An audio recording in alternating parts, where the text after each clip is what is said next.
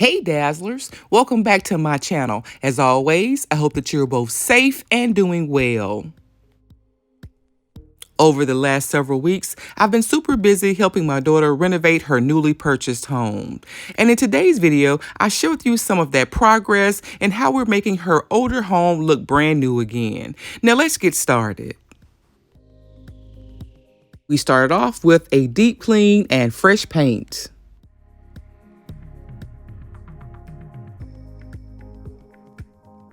My daughter wanted to keep her walls fairly neutral, so she decided on Cotton Spun and Dolphin Gray by Behr as her two base colors.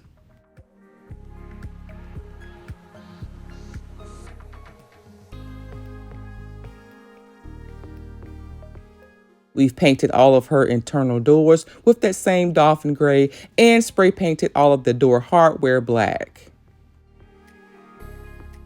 But we're not just painting her walls and doors. All of her older wooden furniture has been painted black. I even donated my wooden table that you guys saw me paint a few years back.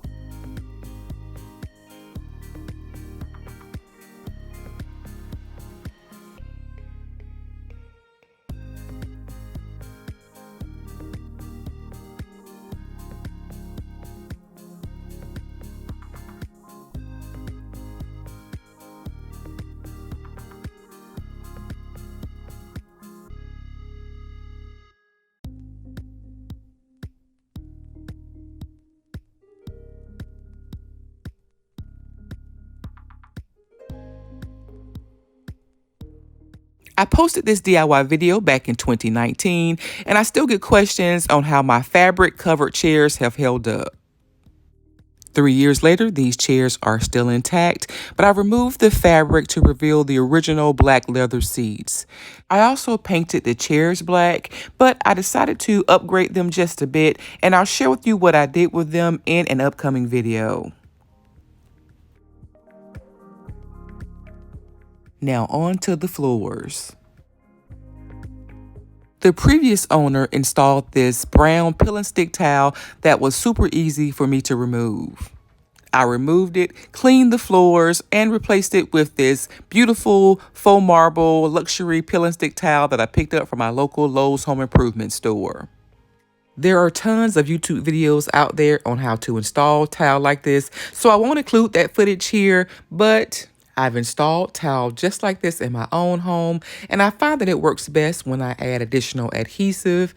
I also add grout even when I don't do spacing, and I use chalk tape to give curves around the toilet and sink area a much more clean and professional look. Also, by using the right cleaning and polishing products for vinyl floors, these types of floors can last for several years to come.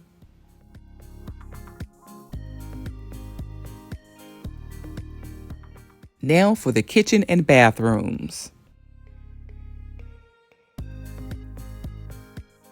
All of the bathrooms have been painted with that same cotton spun, which is really an off-white. But in addition to paint, this bathroom, for example, also needed an updated mirror and just a few things just to make it a bit more functional.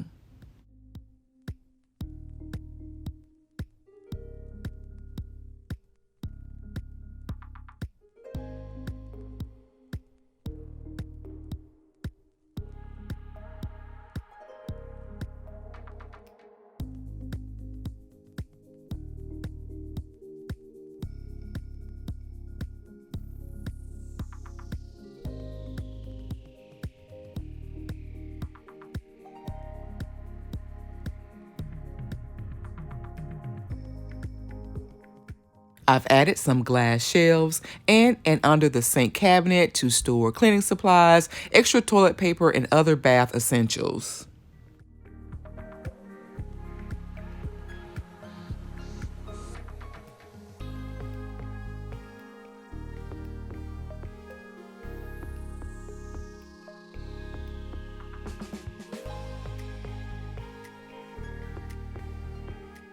I've added faux marble contact paper to the top of my under the sink cabinet. And because I don't use fabric lid covers because I think they hold too many germs, I've added some of that same contact paper to my toilet lid and tank cover as well.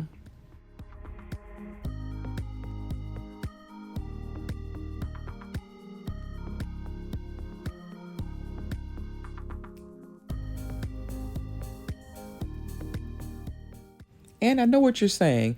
Who on earth adds contact paper to their toilet lid? Well, you guys know I'm a little extra, and I'm actually in love with the final results.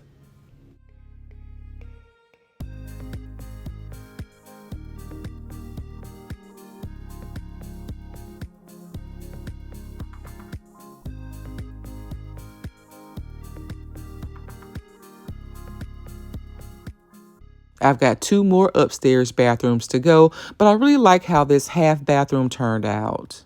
The lighter floor and walls makes this bathroom look a lot bigger, and with the new finishes, it has a brand new look.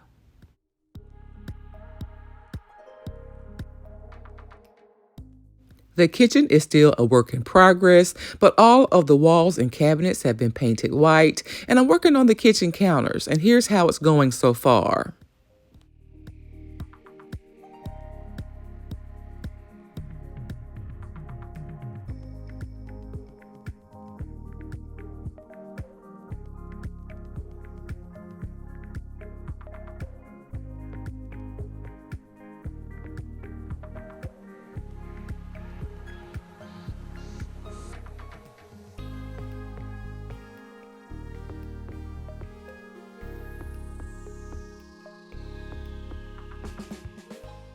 I added 2 coats of white paint to the sides of the counters, and then I added pieces of the contact paper going in the same direction without overlapping them. The pieces won't be seamless, but I plan to add resin on top of these counters, so that'll be very unnoticeable, and I'll share that process with you guys in an upcoming video.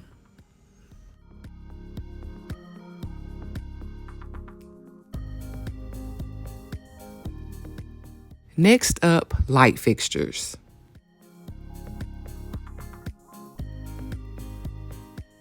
We decided to update all of the light fixtures and ceiling fans on the first floor.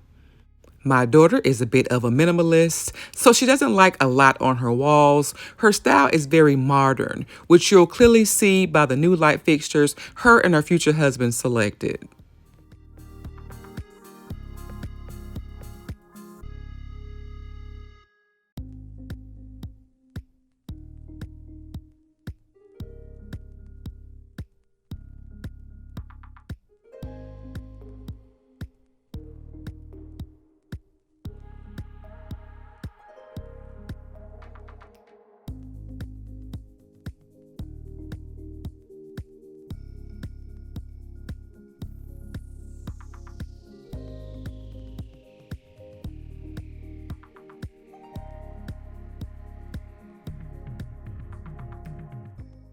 We'll deal with that textured ceiling later, but for now, all of her light fixtures look fabulous.